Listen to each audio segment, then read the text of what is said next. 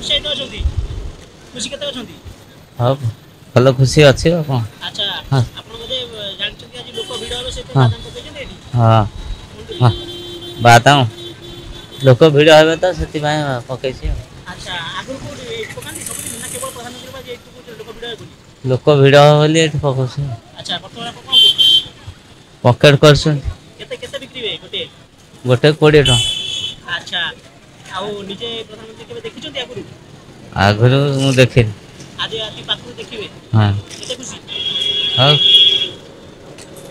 ଆଚ୍ଛା ଖୁସି ବେପାର ଭଲ ଆଶା ରଖିଛନ୍ତି ଆଶା ରଖୁଛି ବେପାର ହବ ବୋଲି ଆପଣ ଯାହା ଭଗବାନ କରିବେ।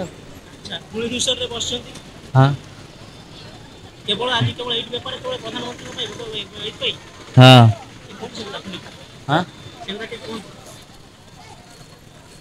ଆଉ କ'ଣ ଅଛନ୍ତି ବାଦାମ ବ୍ୟତୀତ ଆଉ କ'ଣ ଅଛନ୍ତି ଆଉ କିଛି ନାହିଁ।